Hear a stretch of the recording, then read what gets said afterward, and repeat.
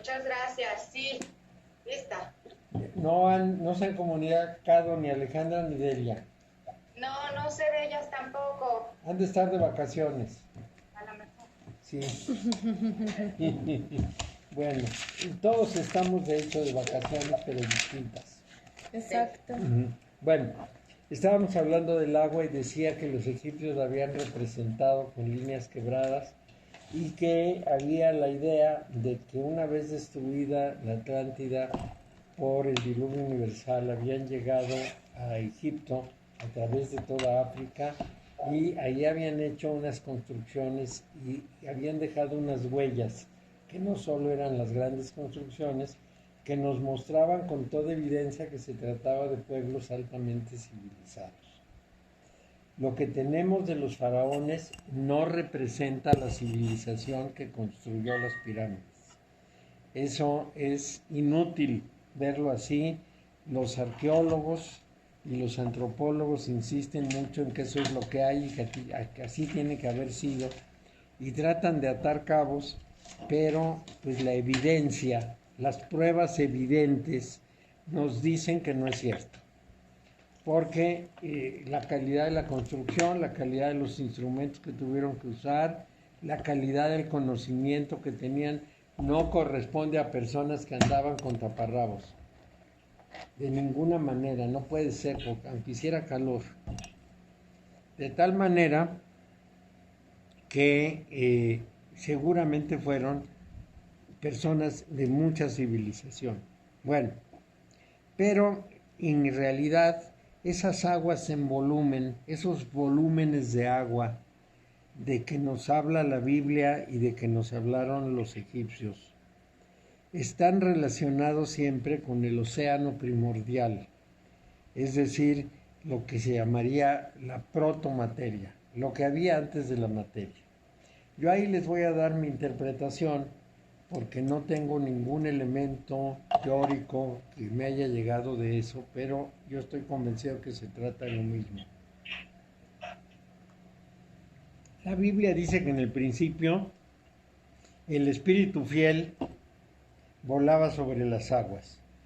¿Cuáles aguas? Si no había en ningún continente nada que contuviera aguas, menos todavía el planeta Tierra. Pero sí lo que había es que cuando el Big Bang tuvo su tremenda explosión, es decir, cuando el Big Bang, que fue una tremenda explosión, tuvo su ocasión, sucedió, todo lo que fueran las partículas elementales formaron una gran cantidad, una enorme cantidad de partículas dispersas que se movían sin cesar porque estaban cargadas de energía y generaban unos oleajes enormes y era tan denso, dicen los físicos que han hecho el análisis retrospectivo, era tan denso el magma, le llamamos magma a esas masas que parecen como líquidas, era tan grueso y tan denso que la luz no podía atravesar. Y entonces Dios dijo hágase la luz. ¿Y qué es lo que pasó cuando dijo hágase la luz? Empezaron a juntarse los quarks para formar protones y neutrones, los protones y neutrones para formar núcleos de átomos y los núcleos de átomos a jalar a los electrones para formar átomos. Y entonces toda esa dispersión gigantesca de partículas elementales se fue convirtiendo en organización atómica y se hizo la luz porque entonces los fotones pudieron atravesar esa enorme masa.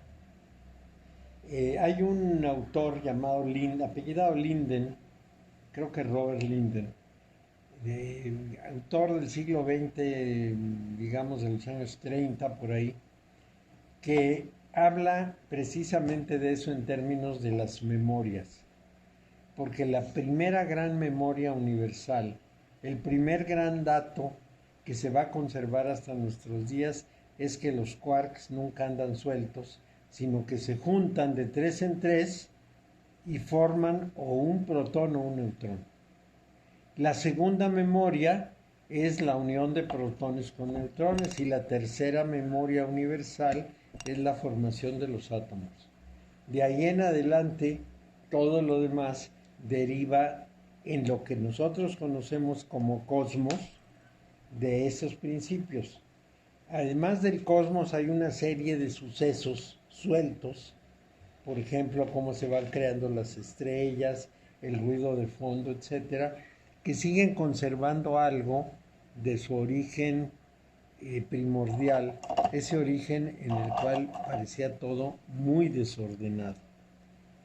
Entonces, según la tradición hermética, el dios Nou fue la sustancia de la que surgieron todos los dioses de la primera Eneada. Esto es importante porque es otra vez una visión antigua y también parte finalmente de algo líquido. Los chinos dijeron que las aguas eran la residencia del dragón a causa de que todo lo que vive procede de las aguas. En los Vedas, las aguas reciben un nombre, Matritama, que son las más maternas. Pues al principio todo era como un mar sin luz, así lo dicen los indios. Y en general en la India se considera a este elemento, el agua, el mantenedor de la vida, que pasa por todo el orden natural como lluvia, como savia, como leche, como sangre, como todos los demás líquidos que podamos mencionar de los seres vivos.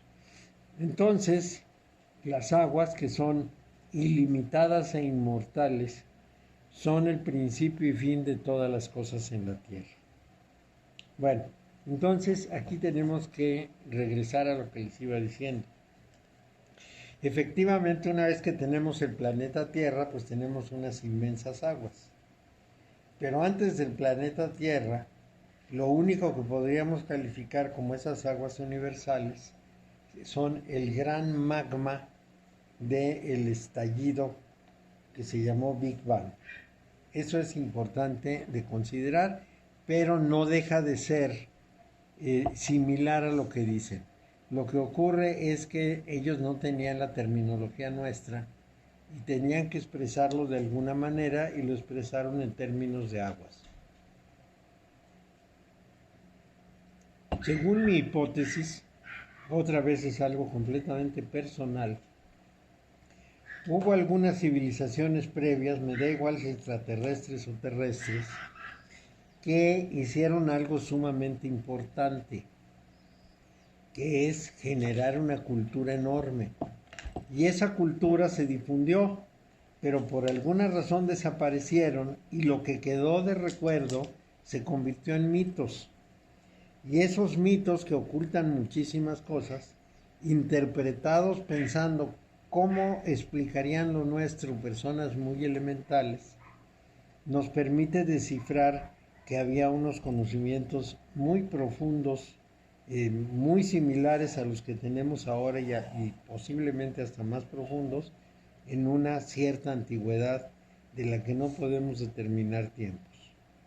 Bueno, solamente tengo un dato que no me deja todavía de dar vueltas en la cabeza. En Michoacán hay una ciudad, Acámbaro, en donde hay un museo de piezas arqueológicas.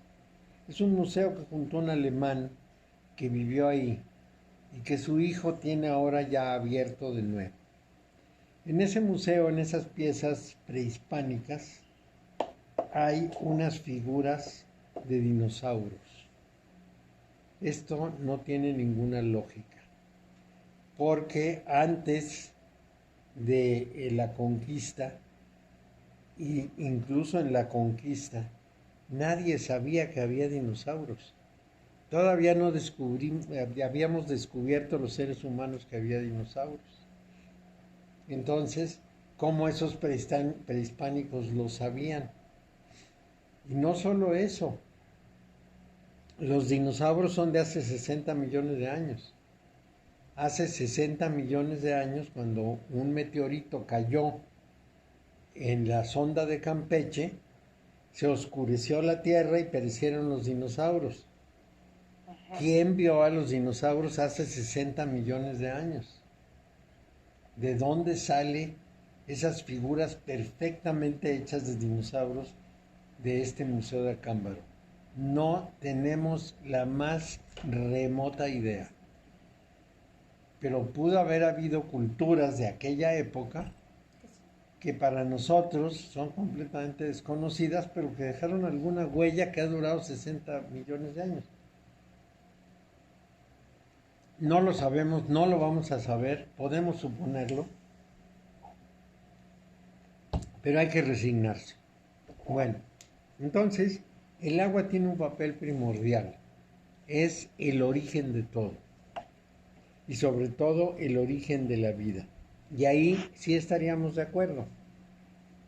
La idea fundamental de la vida está discutiéndose todavía sobre tres hipótesis fundamentales. Hipótesis número 1. Accidentalmente, en las aguas superficiales hubo algunas condiciones eléctricas, electromagnéticas, rayos o algo parecido que generó unos aminoácidos, de ahí salieron unas proteínas y de alguna forma las proteínas se convirtieron en vida. La segunda hipótesis es ¿Se convirtieron en qué? En vida. Es decir, nosotros somos proteínas organizadas. Entonces, bueno, ya de por sí están organizadas, ¿no? Pero además una organización más amplia genera los seres vivos. La otra hipótesis es que llegaron preaminoácidos en meteoritos y esos preaminoácidos se convirtieron en aminoácidos ya completos y de ahí surgió otra vez las cadenas proteicas que dieron lugar a la vida. La tercera hipótesis es que llegó una célula viva en un meteorito, encontró condiciones favorables en algunas aguas superficiales y tibias de la Tierra y de ahí se desarrolló una gran cantidad de criaturas del mar que tarde o temprano salieron a la Tierra y se convirtieron en los seres terrestres, tanto plantas como animales. Con esas tres hipótesis se discute y se discute y se discute y todavía no se llega a ninguna conclusión clara de cuál pudo ser el origen de la vida en la Tierra. Pero tenemos que dar un paso más para atrás. El origen de la vida en la Tierra es el carbono. Las proteínas no son sino cadenas de carbono, en las cuales hay una conexión, unos enlaces con oxígeno, nitrógeno, etcétera, con elementos químicos. Bueno, pero lo importante es el carbono. La formación de carbono es una cosa muy difícil.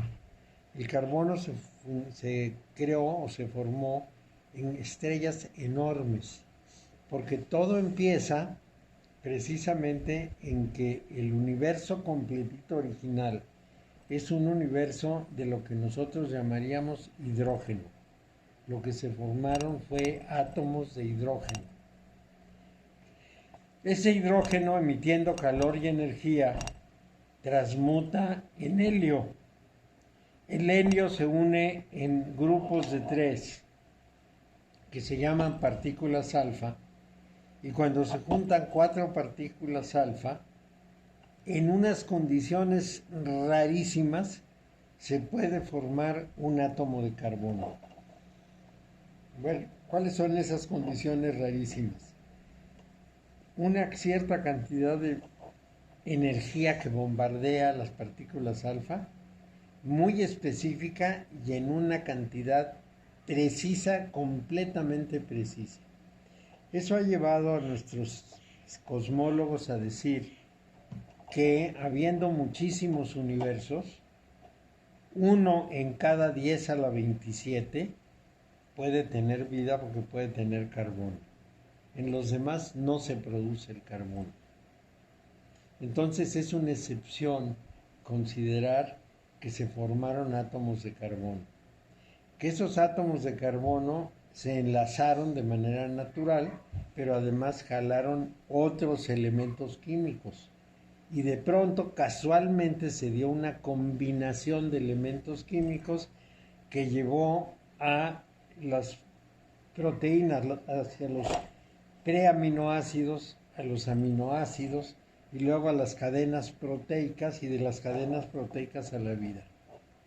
Es una cosa tan excepcional, es un azar tan pequeño, mucho más pequeño que sacarse la lotería, que el resultado pues es una rareza.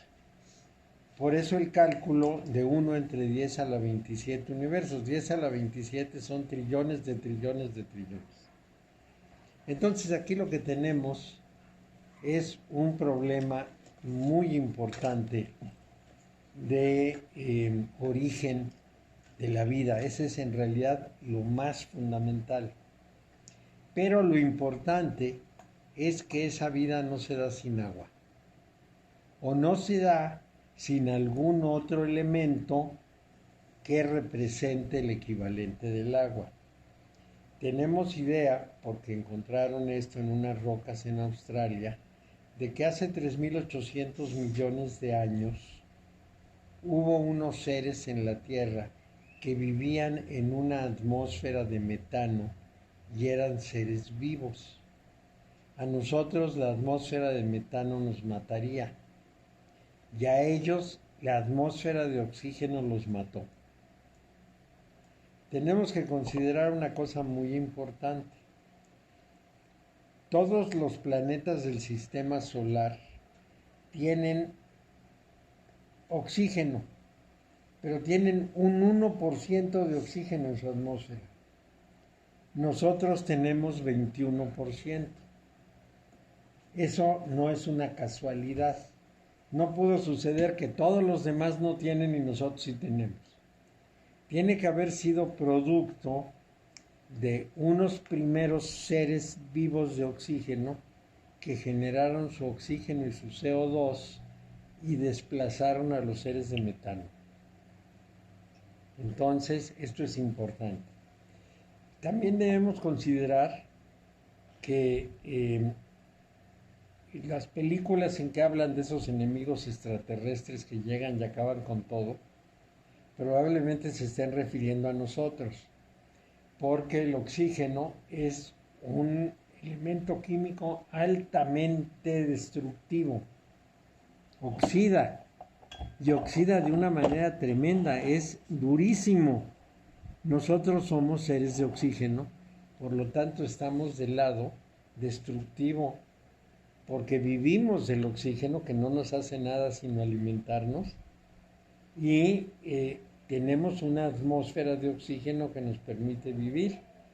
Y con eso, a todos los demás que no fueran oxígeno, ya nos los amolamos. ¿Cuál es el problema de ser seres de oxígeno? Que nos oxidamos también. A nosotros nos oxidan dos cosas importantes. La respiración, sobre todo cuando hay un exceso de respiración, de todas maneras nos oxida, pero más rápido cuando hay un exceso, y la comida. En la comida, en la digestión de la comida tenemos procesos de oxidación muy importantes. Entonces, para ahora ya sabemos dos cosas. Primero, decían en la India que todo ser humano nace con un número fijo de respiraciones posibles y que cuando se acabe ese número uno se muere. Entonces, si respira 13 veces por minuto en vez de 6, pues precipita su oxidación.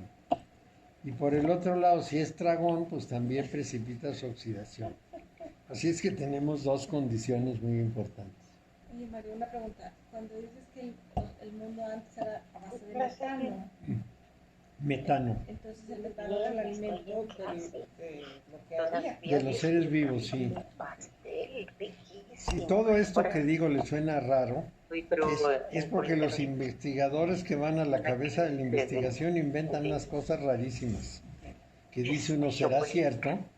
Entonces, bueno, pero ahí andan en esas investigaciones. Ya terminamos a las... Hay un inglés que dice que ha descubierto que las células que están casi muertas de hambre son las que más viven. Que todas las demás se mueren pronto, que las dragonas se mueren pronto. Se acabe la clase. Yo apenas leí eso, empecé a dejar la comida.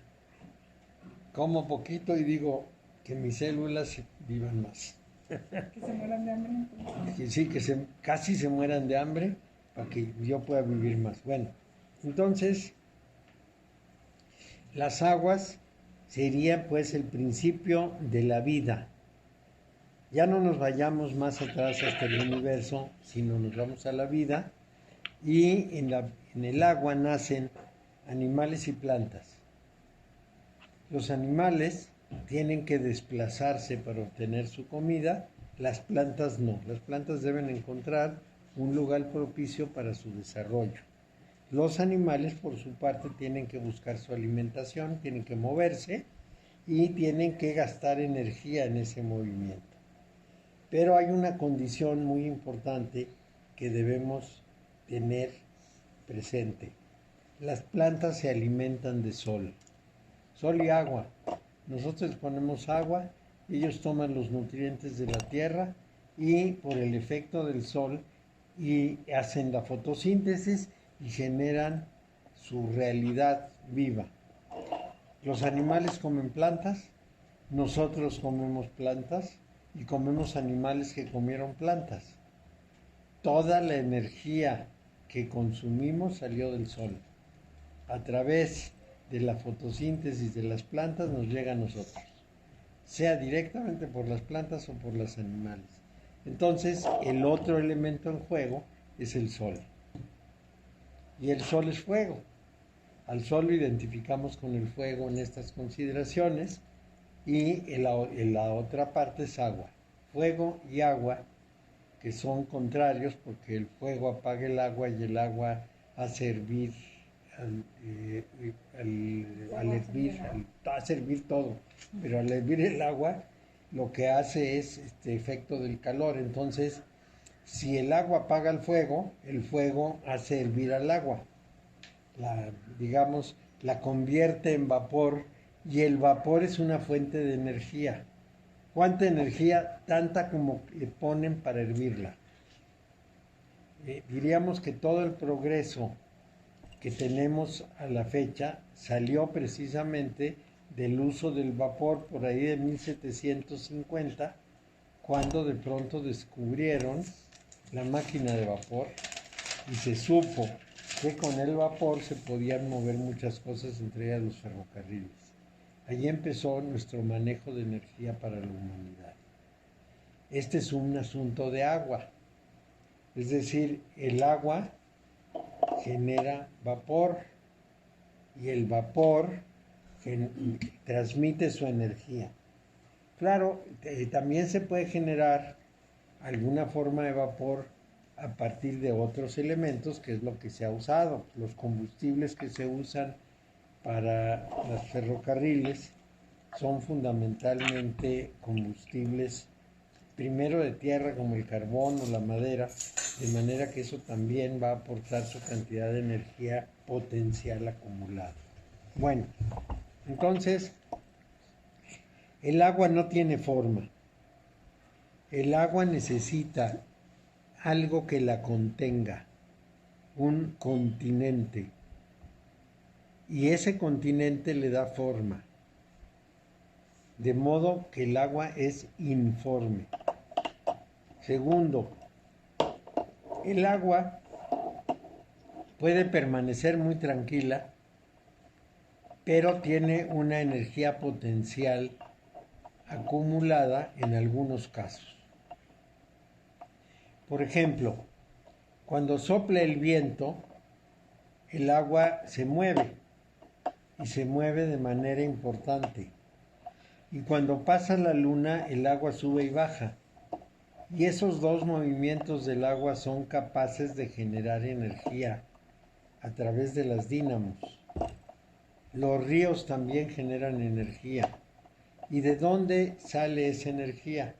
Bueno, lo que sabemos es que cuando el agua cae, y la fuerza que genera es la misma que sería necesaria para tomar el agua de abajo y ponerla arriba. Entonces, esa energía con que subimos el agua a un lugar alto es la misma energía que el agua va a generar al bajar. O sea que un lago como el Titicaca, si se precipita hacia tierra, va generando energía en el camino. Tanta cuanto costaría de trabajo subir el agua hasta allá. Todo esto nos habla de una energía potencial que puede estar contenida en las aguas altas. O, por ejemplo, en las mareas. Las mareas son un movimiento de grandes cantidades de energía. ¿De qué? Energía. El agua es básicamente una portadora de energía. Es importantísimo no olvidar eso porque todo esto va ligado a lo que nosotros estamos hablando del elemento agua dentro del tarot.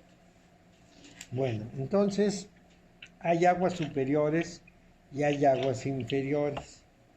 Las aguas superiores corresponden a todo lo que son las grandes virtudes de la creación y las segundas conciernen a lo que ya está aterrizado en la tierra. Pero ahí tenemos que tomar otra visión, porque las aguas se consideran desde el punto de vista, vamos a llamarlo espiritual o no físico, como las corrientes mentales. Entonces las aguas también se asocian a la espiritualidad, a las emociones, aunque no sean espirituales, a las emociones y a todas las corrientes mentales conscientes, inconscientes, primitivas y civilizadas que pasan por nuestra cabeza. Entonces el simbolismo de las aguas es amplísimo, pero amplísimo. Entonces siempre debemos considerar todos estos elementos cuando tenemos unas copas en nuestras cartas. Son todo esto primordial, toda esta energía contenida, porque claro, un lago se ve muy sereno, sobre todo si no tiene nada que lo empuje, pero cuando se precipita, como cuando se rompe una presa, se da uno cuenta de lo feroz que puede ser el agua. También, por ejemplo, en los casos de los tsunamis, un tsunami barre con lo que sea, es como un muro de concreto que va avanzando a toda velocidad.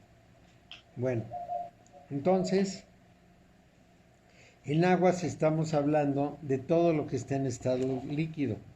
Ahí podríamos incluir, por ejemplo, esos gases de metano que están en estado de gas, de aire, pero que son del mismo tipo en que vivieron aquellos seres de 3.800 millones de años atrás. Bueno, entonces, había en esas aguas, según la tradición, no solo la protomateria orgánica, sino que además estaban todos los cuerpos sólidos que aún eran carentes de rigidez y de forma. ¿Y por qué se piensa así? Otra vez estamos hablando de lo universal, del gran magma original del Big Bang. Y por esta misma causa los alquimistas llamaban agua al mercurio en el primer estado de la transformación y al cuerpo fluídico del hombre, del ser humano. Vamos a ver las dos cosas. El mercurio es muy importante para la alquimia. El mercurio es uno de los 3 elementos alquímicos. Entonces se le llamaba agua porque se mueve como agua. Pero ¿por qué sería tan importante? ¿Por qué eligieron el mercurio?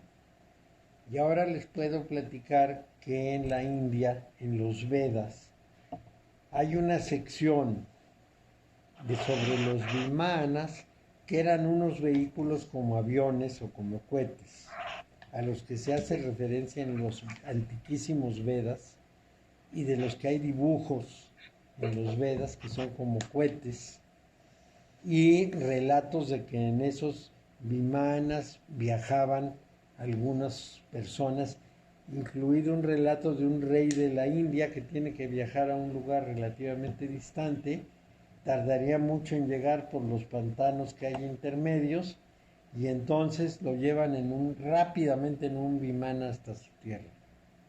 Estos relatos son de una enorme antigüedad. Un momentito, por favor. Bueno, ¿qué tal? Sí, ya lo leí y estoy en procesos de corrección. Bueno, no de corrección, de revisión. Sí, yo te lo mando en un rato más. Ándale, hasta luego.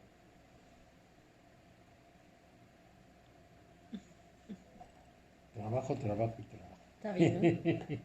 Bueno, entonces les decía que los vimanas eran vehículos espaciales y específicamente los Vedas dicen que el combustible de los vimanas era el mercurio. Y eso nos deja muy reflexivos, porque para nosotros el mercurio es un metal en un estado fluido, como el que sacamos de los termómetros, pero nunca lo habíamos concebido como combustible. Para mover cohetes, para mover aviones, es un poco raro. Sí, pues muy denso. Muy denso. Pues eso es lo que dicen los vimanas. Entonces, una larguísima tradición hace que en los Vedas nos den uno de los tres elementos de la alquimia, el mercurio alquímico. Los otros dos son el azufre y la sal alquímica. Bueno, de estos nombres, azufre, mercurio y sal, salieron los nombres de la química, no al revés. No es que los alquimistas se robaran los nombres químicos para su proceso, sino que los químicos se robaron los nombres alquímicos. Es al revés el asunto. Bueno, entonces, el mercurio, por un lado, pues tiene esa condición y, por analogía, se refiere al cuerpo fluídico del ser humano. ¿Qué es cuerpo fluídico? En el cuerpo humano corren diversos fluidos, entre ellos agua, sangre, etcétera, pero también fluidos mentales. Esto es muy importante de considerar, porque aunque nosotros ahora tenemos diferenciaciones muy claras entre los distintos líquidos y las corrientes mentales, etcétera, para el mundo antiguo esto no era así. Para el mundo antiguo, en el ser humano, todo fluía, y fluía la sangre, y fluía todo lo que se les ocurra de líquidos, que hay muchos líquidos del cuerpo, los líquidos del hígado, los líquidos, en fin, todo lo que recorre el cuerpo, y más los líquidos mentales. Entonces todo se unía. Bueno, entonces la psicología actual interpreta esa condición fluídica como el inconsciente del ser humano. Esto es importante y es trascendente. ¿Por qué? Porque es la parte no formal, es la parte dinámica y es la parte femenina y causal del espíritu. Esto tiene mucho sentido cuando ya lo ubicamos en su contexto. Vuelvo a decirlo. Para este mundo antiguo, el espíritu tenía una relación sumamente importante con un flujo continuo dentro del ser humano de fuerzas que se manifestaban después en su comportamiento, en su actitud, en sus hechos, en sus acciones. Y esas fuerzas tenían toda la condición de no ser formales como el pensamiento, de ser altamente dinámicas y creativas, que esto es importante porque las cosas creadas siempre salen del inconsciente, de ser causales de la acción humana y de tener una condición femenina, o sea, gestora o gestadora. Gestaban, creaba ese fluido prácticamente todo lo que el ser humano era capaz de crear. Entonces, esa parte femenina siempre se asoció con el inconsciente. La parte masculina, positiva, racional, seca, se asoció con la mente consciente, es decir, con el hemisferio izquierdo dicho en general. Y la parte femenina, húmeda, negativa, fría, se asoció con el hemisferio derecho del cerebro, también considerado así en términos muy gruesos, o sea, con el mundo inconsciente y emocional. Esa es la asociación. Pero no podemos separarlo de la asociación de la vida y del papel del agua en prácticamente todo el proceso del universo. Es decir, el agua como principio universal, el agua como base de la vida en el planeta Tierra, el agua como las corrientes fluídicas que hay en el ser humano, de líquidos, pero también de flujos mentales. Todo esto cabe en el palo de las copas, que es importante tener en cuenta. Bueno, de esas aguas y del inconsciente universal surge todo lo viviente como surge lo vivo de la madre. Entonces, el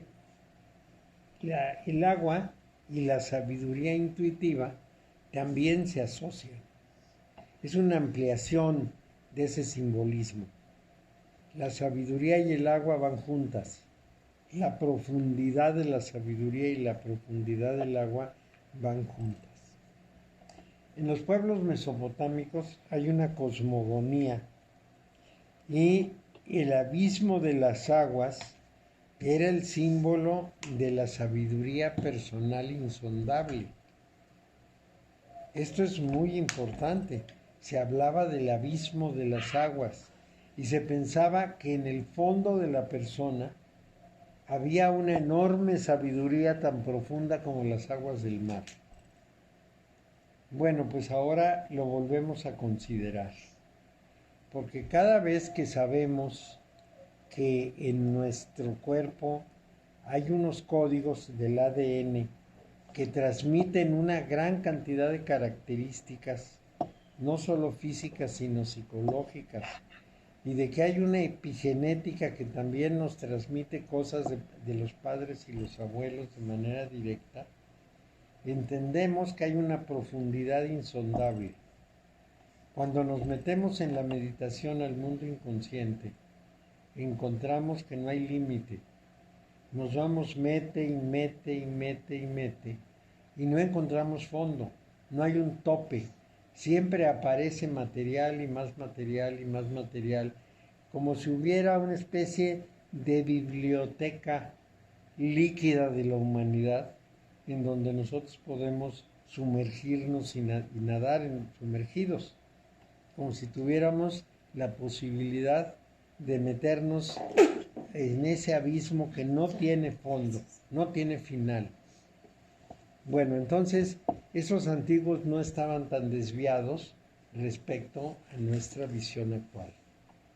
Cuando entramos en esos estados de meditación, descubrimos ese océano insondable de lo que pudiéramos llamar antecedentes, no solo del ser humano, antecedentes animales, que nosotros los tenemos desde luego, y aparecen en la carta 18, en la luna, donde el bogavante sale de las aguas, y ese mundo insondable generalmente nos da miedo. no nos gusta mucho meternos en él. Cuando una persona empieza a meditar y siente que se va, le da un susto terrible y regresa. Y cuesta mucho trabajo que se suelte y se deje hundir en ese océano de conocimiento. Así es que la asociación con las aguas en ese caso es muy importante. Así que el abismo de las aguas era la sabiduría de toda la humanidad y de todos los seres vivos y de la naturaleza. A las alturas actuales yo lo he llamado la memoria de la especie y la memoria del cosmos, que es una idea más accesible a nosotros, pero no, es exactamente lo mismo. Nosotros tenemos la memoria de la especie. Nada de lo que la especie ha vivido es ajeno a nosotros. Entonces, tenemos que considerar que nuestras reacciones siempre están ligadas a la experiencia de los seres vivos desde el origen y que tenemos muchas cosas que son respuestas automáticas, que son memorias de la especie. Reaccionamos como todos los seres de la especie, pero también como los seres vivos y también como todo el cosmos. Entonces, en nosotros está toda esa información, en parte en nuestro ADN y en parte en nuestros átomos. Ninguno de mis átomos se comporta de manera distinta a los átomos de las estrellas. Eso no tengo la menor duda. Y ninguna de mis acciones se sale del orden natural, porque si lo puedo hacer es natural. Bueno, entonces había en Irlanda una antigua deidad que se llamaba Dromnu, que significaba la profundidad marina. Se refería precisamente a esto. Y en los tiempos prehistóricos, la palabra abismo se usaba exclusivamente para lo insondable y misterioso. El abismo es lo que está más allá de lo visible y comprensible. Por ejemplo, en los pueblos antiguos consideraban que el cielo era el cinturón de asteroides y que más allá del cielo lo que existiera era el abismo. Por eso, en el relato de Inanna, que es un relato sumerio, hablan del viaje de Inanna al abismo, porque va pasando primero por Mercurio, Venus, Marte, etc., y luego al abismo. Es importante. Y el abismo es infinito, no tiene límites. Sigue y sigue y sigue y sigue sin límite. Así es que ese abismo era muy importante. Ahora nosotros hablamos de las profundidades abismales y las profundidades abisales para referirnos a tierra y agua, pero bueno, eso no viene al caso. Entonces, las aguas simbolizan esa unión universal de todo lo que es virtual, las fuentes y el origen que se hallan en toda forma o creación. Hay fuentes y hay origen. Y la búsqueda de las fuentes y la búsqueda del origen son muy importantes. Por ejemplo, en los ríos, por alguna razón, a los seres humanos les jalaba mucho la atención encontrar la fuente del río. A pesar de que lo que aprovechamos es el río que pasa enfrente de nosotros, por ejemplo, la exploración del origen del Nilo tomó una cantidad de recursos y de personas enormes. ¿De dónde salió el río Nilo? Entonces vamos a encontrar, por ejemplo, una fuente en Etiopía, que es la del Nilo Azul, y vamos a encontrar en el lago Victoria otras fuentes, pero todos estos fueron exploraciones de personas que necesitaban encontrar el origen. Esta necesidad puede ser una necesidad radical del ser humano, porque hay personas que buscan su familia y hacen unos árboles familiares para encontrar el origen. Y así como eso, buscamos el origen de muchas otras cosas. Esa búsqueda de las fuentes es parte de la humanidad. Entonces, ¿qué significa la inmersión en las aguas? Es el regreso a los estados preformales. Aquí podemos más o menos hacer la asociación siguiente. El bebé nace en una fuente que tiene la madre en el vientre. Le llamamos fuente. Es la fuente del bebé. Está en unas aguas y de esas aguas brota. Cuando la persona regresa al origen, regresa a las aguas primordiales. Por ejemplo, Dioniso, el dios griego que se convirtió en el Baco latino, Dioniso, cuando moría, regresaba al vientre de Perséfone, que era su madre, y volvía a nacer. En el caso de Adonis o de Atis, es parecido, muere y renace, y el problema fundamental que tiene es un problema de aguas. ¿Qué es lo que pasa con Adonis? Bueno, era un ser muy hermoso, cuya madre, las Cibeles, se enamora de él y tiene relaciones incestuosas con Adonis. Y un día se da cuenta de que está coqueteando con una criatura del agua, sería una Nereida o alguna, una criatura del agua, como le pongan el nombre que quieran. Entonces se encela terriblemente y lo castra para que no pueda tener relaciones con esa figura. Y entonces Adonis morirá y renacerá, y su renacimiento siempre será del vientre de las Cibeles. Esta idea de la vuelta a la fuente y de la fuente con agua es una constante de la humanidad. Algo debe haber en el trasfondo y en la memoria universal para que lo veamos de esa manera. Y cuando regresamos a la fuente perdemos la forma y la readquirimos en el proceso. Es el regreso a lo que no tiene forma, con el doble sentido de muerte y de disolución. Morimos y nos disolvemos, pero también renacemos. Ya hay una nueva circulación, porque esa inmersión lo que da es vida. Digamos que esa fuente tiene el potencial de dar vida. ¿Qué es el simbolismo del bautismo? Pues precisamente es un simbolismo de aguas. San Juan Crisóstomo decía, representa la muerte y la sepultura, la vida y la resurrección. Es decir, es una especie de síntesis del proceso de morir y renacer. En aquel tiempo de San Juan Crisóstomo, que son los primeros siglos de nuestra era, la resurrección no se veía como la vemos ahora con nuestros conocimientos científicos, sino que era una resurrección en un mundo tan visible y tan tangible como el nuestro. Por eso lo decía así. Bueno, cuando metemos la cabeza en el agua, como si la metiéramos en un sepulcro, finalmente el hombre viejo es el que queda enterrado. Los seres humanos siempre volvemos al agua, quizá porque la vida surgió del agua. Y salimos del agua y el hombre nuevo aparece súbitamente. La muerte no solo afecta al hombre natural. ¿Por qué? Porque el nuevo nacimiento es del hombre espiritual. Entonces, un ser humano normal muere en vida para renacer espiritualmente.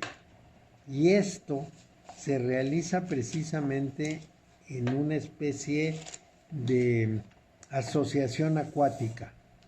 Vamos a ver su forma más elemental. Nace un niño y conforme a San Agustín nace con el pecado original. Y al bautizarlo vuelve a nacer al espíritu. Esa era la idea original del bautismo. Mueres al cuerpo y naces al espíritu. Por diversas razones se hizo, en vez de con adultos, con niños, y es el nacimiento a una vida sin pecado. Es muerte del pecado y nacimiento a la nueva vida.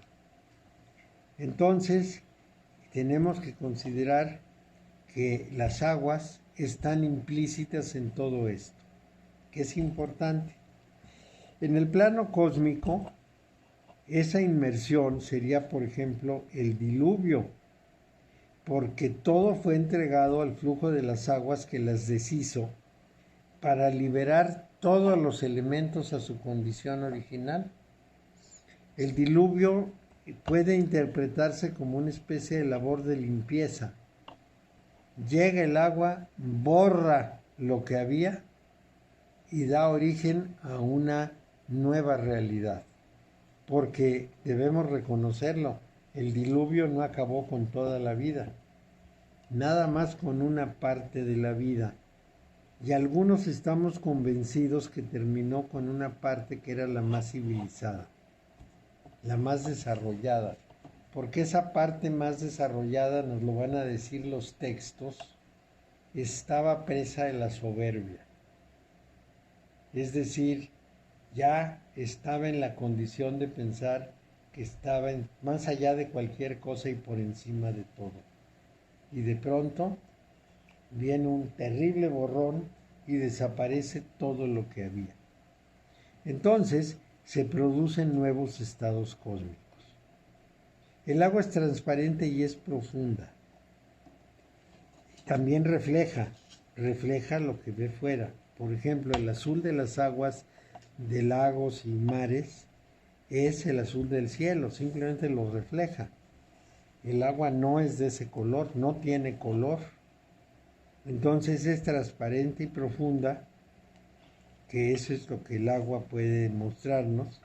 Y pues precisamente explicaría la veneración de los antiguos, o sea, ese elemento femenino, la tierra y el agua como los elementos femeninos, que van a dar el soporte y sustento a todo. Ahorita me estaba acordando que en Catemaco hay una parte en que uno llega al manantial, a la fuente de agua, y es transparente, completamente transparente, como si fuera un cristal. En ese lugar no hay vasos, de manera que le dan a uno una hojita para que tome agua y la pruebe, pero su transparencia nos queda clarísima en esa condición. Los babilonios, la llamaban la casa de la sabiduría. Oanes, el personaje mítico, que es el que da a los humanos la cultura, es mitad hombre y mitad pez. Vamos a hablar un poco de los Oanes. Los Oanes eran unos personajes de los que los sumerios hablan en términos de enseñanza y sabiduría. También los dogones, un pueblo del Sudán, nos dan una versión de esto todavía en la actualidad. Ahorita les platico más de eso. Pero los sumerios decían que había unos seres que salían del agua, que en parte eran como humanos, pero en parte como peces, que les enseñaron todo lo que sabían. Les enseñaron medicina, les enseñaron leyes, les enseñaron construcción, les enseñaron, todo el conocimiento sumerio. Ellos decían, no fue nuestro, nos lo enseñaron los Oanes que salieron de las aguas. Y los representan algo así como un ser humano con un forro de pez. Aproximadamente es la representación. No entendemos si eran buzos, si en realidad tenían algo de peces, no podemos descifrar. Pero lo curioso es que los dogones también lo dicen. Hay un video de JJ Benítez, que en general pues es más bien así como de consumo popular, pero el video no tiene nada que ver con eso, porque va y entrevista en Mali, donde ahora viven, a los ancianos de los dogones. Y ellos le relatan la historia y le dicen que cuando vivían en el Sudán, llegaron a un lago que hay en esa parte, llegó un vehículo espacial, puede ser un avión, puede ser un cohete, puede ser cualquier cosa, bajó en tierra, corrió hacia el río, hacia el lago, se metió y en la noche salían unos seres que les enseñaban muchas cosas. Esos seres les enseñaron cómo era el sistema de Sirio.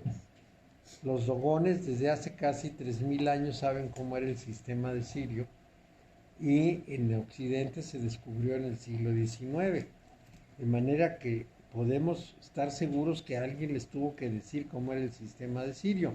Una estrella principal, una estrella enana secundaria, un ciclo de 60 años y una serie de cuerpos celestes asociados. Todo esto que saben los dogones desde tiempo antiquísimo, tuvieron que habérselos revelado algunos seres que sabían de eso. Porque nosotros descubrimos el sistema de Sirio casi en el siglo XX.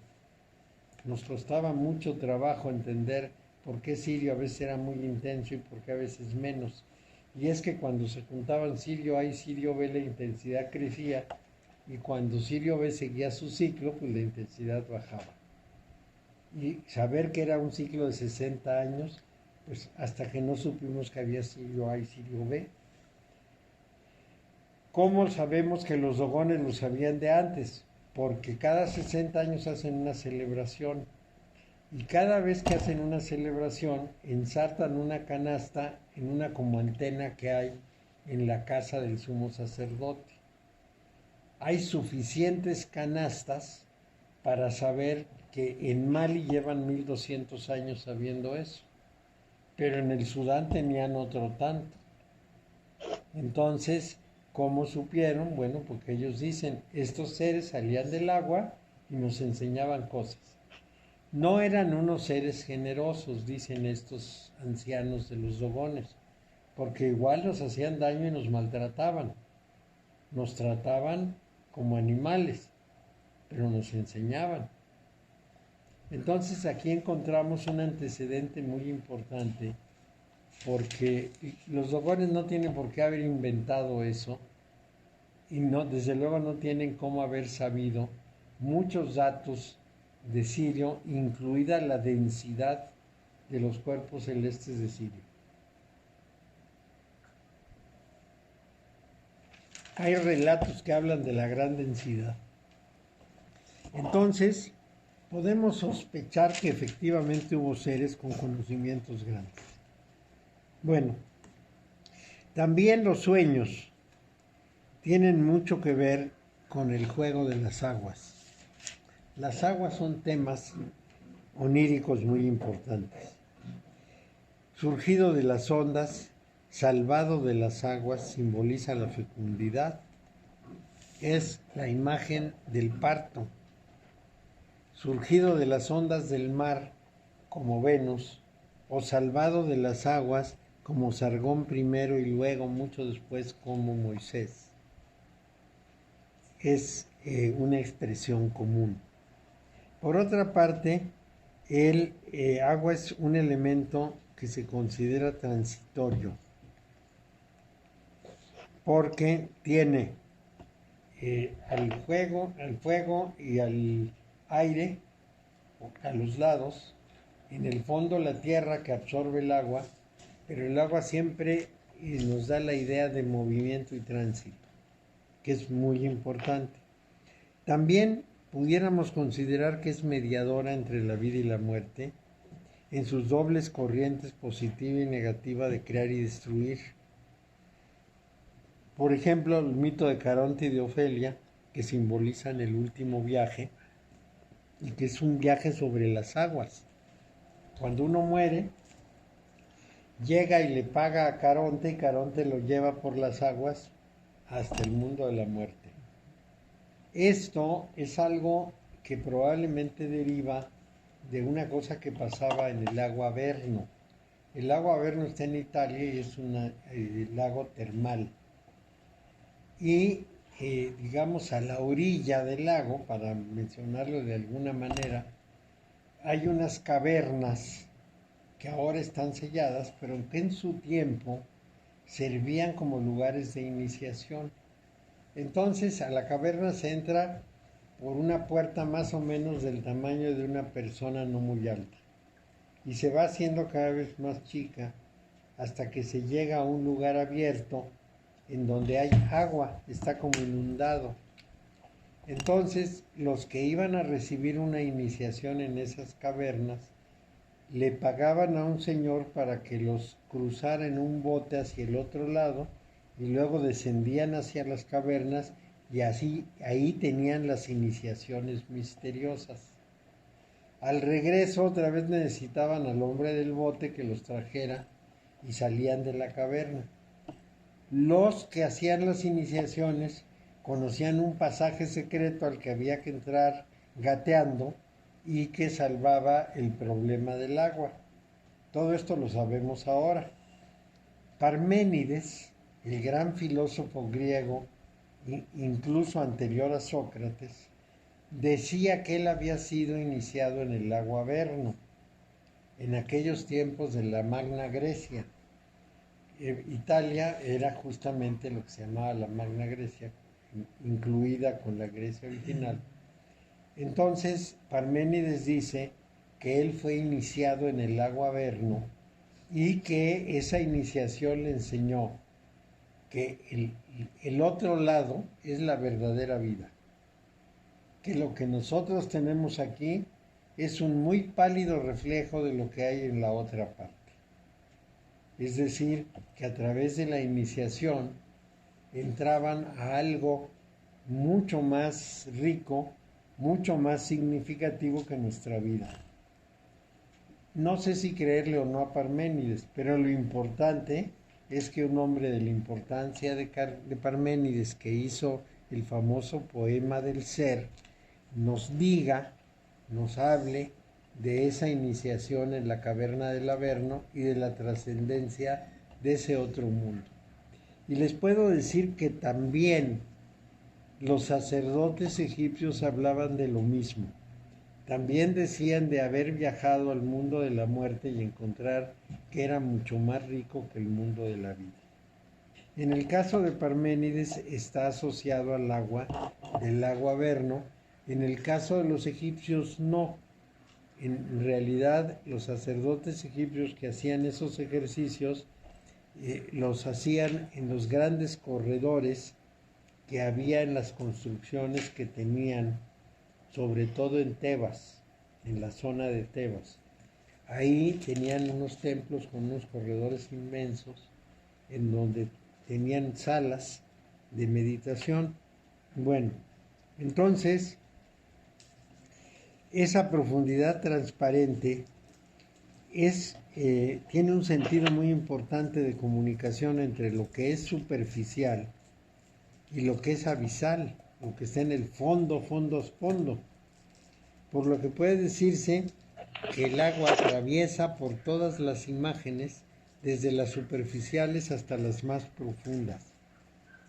Gastón Bachelard, que fue un investigador muy importante, habla de distintas calidades del agua con simbolizaciones secundarias para llevar a un simbolismo muy importante. Es como una manera de definir las aguas. Discierne aguas claras, aguas primaverales, aguas corrientes, aguas estancadas, aguas muertas, aguas dulces, aguas saladas, aguas reflejantes, aguas de purificación, aguas profundas, aguas tempestuosas. Y todo depende de muchas cosas. Por ejemplo, las aguas claras son transparentes y son las aguas naturales. Las aguas primaverales se refiere a las primeras aguas del año. Las aguas corrientes son las aguas en movimiento. Las estancadas son las aguas sin movimiento. Y entre las aguas estancadas hay las aguas muertas, como el mar muerto, que evaporan y se van concentrando en sal. Pero también hay unas aguas que pudiéramos llamarlas contaminadas, como las de los pantanos. Esas son aguas estancadas, pero no muertas, pero sí fétidas. Hay aguas dulces y saladas, la de río y mares. Aguas reflejantes, que son todas las que son iluminadas por la luz del cielo, aguas de purificación porque nos limpian o nos lavan, aguas profundas y aguas en movimiento violento que son las tempestades, los huracanes, las tempestades, etc. Ahora, debemos considerar una cosa muy profunda aquí, en este tema, que es, cuando se habla de agua, se habla de todo lo que hemos dicho. Entonces, cuando Gastón Bachelard hace estas definiciones de las aguas, también está hablando de lo que puede pasar en la mente humana. Entonces, si tomamos las aguas como símbolo del inconsciente colectivo o las personalizamos, si las vemos en su función mediadora o disolvente, su estado expresa un cierto grado de tensión. Hay una tensión en todo esto. Y esa tensión va a generar precisamente las formas del movimiento, porque esa condición acuática depende de las fuerzas en tensión. En la conciencia, a la que siempre consideramos fluida, como el agua, la van a jalonear esas condiciones de tensión. Bueno, entonces hay cosas asociadas al agua. Por ejemplo, los continentes. Pero también el agua nos sirve para abluciones, para baños, para bendición. Se bendice con agua. ¿Por qué se bendice con agua? Bueno, porque Juan lo que hacía era limpiar con agua. Pero ¿qué decía Juan a los que bautizaba? Yo limpio tu cuerpo con agua porque entiendo que tú limpiaste antes tu espíritu. Esa era una declaración de Juan. Es decir, la persona tendría que haber cambiado, tendría que haber tomado una decisión espiritual. Y luego su cuerpo era limpiado con esa agua. Pero luego añadía, y viene otro que te va a bautizar con agua viva. También decía con fuego, según la versión que tengamos del Evangelio. Entonces hay un bautismo de agua viva, que es un bautismo de vida espiritual, que también se le llama un bautismo de fuego, representado en la llamita del Pentecostés. De modo que la representación simbólica del agua es muy compleja. Por otro lado, también el nivel de las aguas. Usamos esta palabra de nivel para muchas cosas, entre ellos para alturas materiales y morales. Entonces, Buda, por ejemplo, hablaba del lago de la montaña y decía que las aguas transparentes de ese lago permiten observar la arena, las conchas, los caracoles, los peces, como la vereda que lleva a la redención. Es decir, el Buda asociaba la limpieza espiritual como un agua transparente que permitía ver el fondo de todas las cosas. Y entonces ese era el camino a la redención, es decir, una limpieza transparente interior. Este lago del Buda evidentemente corresponde a las aguas superiores, y entre esas aguas superiores debemos considerar las nubes como una acumulación de agua. Entonces, siempre vemos muchas cosas en el agua. El agua reflejante, por ejemplo, es el agua como un espejo.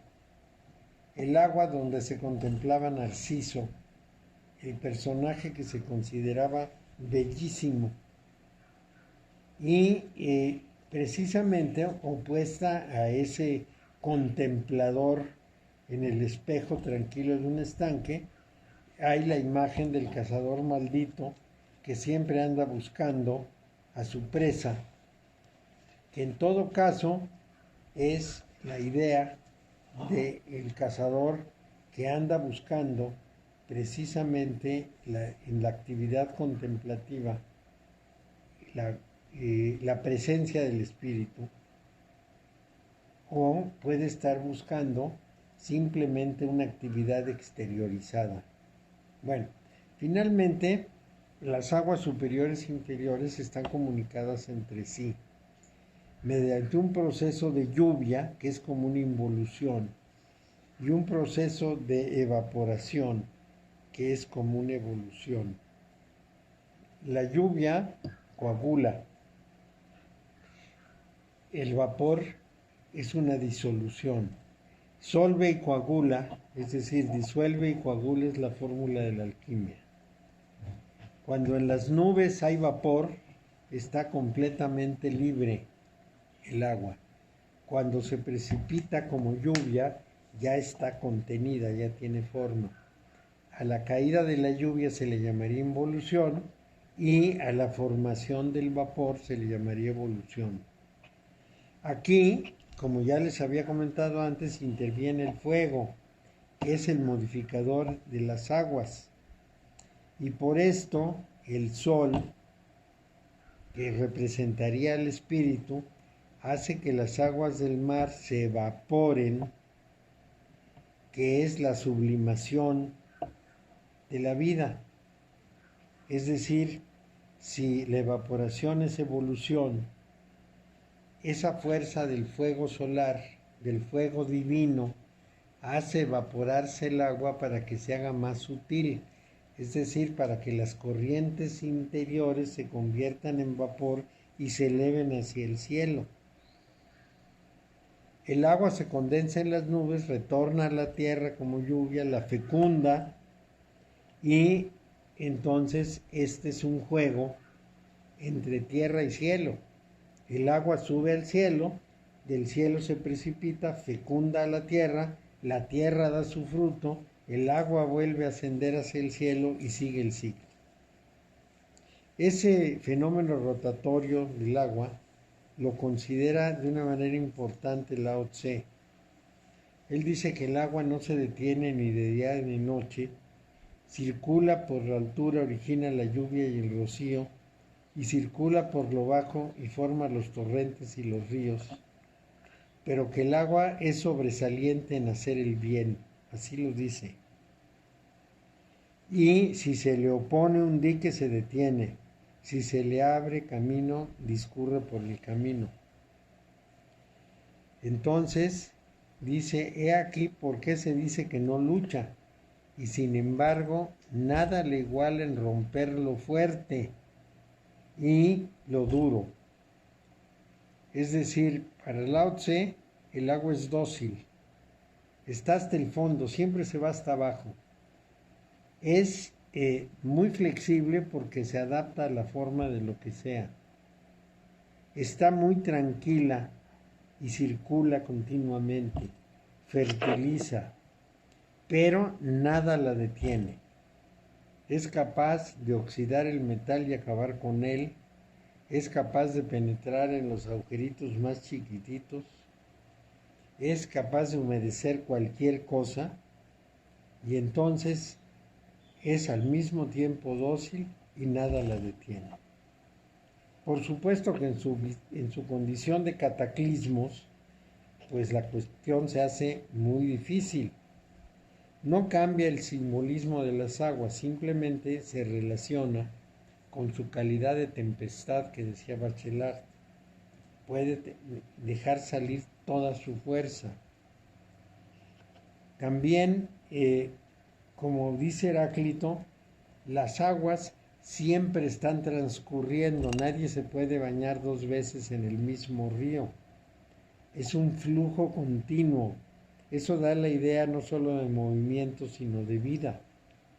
Es la circulación continua e irreversible. Esta es una cosa muy interesante porque se asocia con la luz. En física, medimos la luz en su avance, pero nunca retrocede. Puede chocar y desviarse, pero retroceder nunca. La luz siempre transcurre y nunca regresa. Este es un fenómeno muy particular que asociaba Heráclito también con el agua. El río transcurre y no regresa, de manera que nunca me baño 2 veces en el mismo río. Bueno, también hay una afirmación hermética que dice que sin el agua divina nada existe. Eso lo dijo Zósimo. Entonces, el origen de las aguas también tiene que ver con los conceptos de tierra madre, de madre de las aguas, de piedra, de caverna, de casa de la madre, de casa de profundidad, casa de la fuerza, de la sabiduría. Entonces, esto es muy importante. El agua en última instancia simboliza la vida terrestre, la vida natural, que es muy importante. Este es el agua y ahora les doy una conclusión que me parece muy importante. Normalmente somos muy inquietos en la lectura del tarot. Quisiéramos hacer una tirada y tener una interpretación instantánea. Clara y precisa. Clara y precisa. Y si se dan cuenta de lo que hemos visto de tierra, agua, aire y fuego, la interpretación requiere mucha reflexión. En realidad, una tirada de tarot tendría que hacerse, mantenerse y pensar sobre ella, y hacer análisis y ver las relaciones y hacer numerología y trabajarla para tener precisión. Sí se pueden hacer interpretaciones a la carrera, como las hemos hecho alguna vez en estas clases, pero siempre son limitadas, muy generales y siempre sujetas a error. En realidad, una tirada del tarot tiene que tenerse en la mente, consultarla con la almohada, trabajarla con todos estos conocimientos y vamos a seguir todavía hablando algo más del agua. No crean que terminamos ahí. Vamos a seguir sobre el tema del agua, pero tenemos que ir despacio porque después lo vamos a ver con ejemplos precisos. Tenemos una ventaja enorme en el Zoom. Yo puedo poner ahí una cosita que dice compartir y puedo llevarlos a mis imágenes en la computadora. De manera que aún cuando estemos sujetos al Zoom y no nos veamos físicamente, les voy a presentar algunas primeras combinaciones de cartas para hablar de la interpretación. A partir de la siguiente sesión. En la siguiente sesión vamos a ver todavía algunos detalles relacionados con el agua. Mi idea es escribirles algo de lo que vimos hoy, lo tengo aquí en unos apuntes de un texto, pero yo le añadí pues muchas cosas al texto, porque el texto es más o menos chiquito y la sesión fue larga. Pero yo quisiera justamente escribirles de fuego, tierra, agua y aire, lo esencial, lo que hemos visto, para que podamos tenerlo como referencia, porque no tenemos textos de esto. Bueno, entonces, en la próxima, aparte de ver lo que nos falta de agua, vamos a empezar con las interpretaciones más sencillas. 2 o 3 cartas tomadas aquí, en este caso, intencionalmente, para mostrar su relación, para mostrar cómo estamos mezclando todos los elementos estudiados. Si a alguien le faltan los documentos originales de los senderos o de los sefirot, me dice y se los proporciono. Si alguien no tiene el libro de Custé, me dice y le presto la copia para que le saque copia. Lo más importante es que tengamos todos los elementos porque vamos a empezar a trabajar con el tarot como una vía iniciática, como la fuente de transformación. Entonces es muy importante que todos tengan todos los elementos. Yo no tengo todo. No, en algún caso, como es el caso de Luzma, que se conectó por Skype al principio, no estuvo en las primeras clases. Entonces le mandé el texto de los senderos y el de los Sefirot, pero le faltan elementos. Debe tener un juego de cartas y debe tener el libro de Custé, que no los tienes todavía. Dime el nombre del libro, ¿me puedes decir el nombre? Se llama El Tarot o la máquina de imaginar, pero ya no existe en el mercado. A lo mejor en Amazon, pero tenemos Es lo que voy a buscar. tenemos una fotocopia y puedes usar la fotocopia. Miren, ¿Sí? yo lo mando a copiar cuando vaya por allá. Sí, Hijo. o yo te doy la copia, si es lo al menos. Sí, que lo otro Bueno, no, no. entonces en eso quedamos.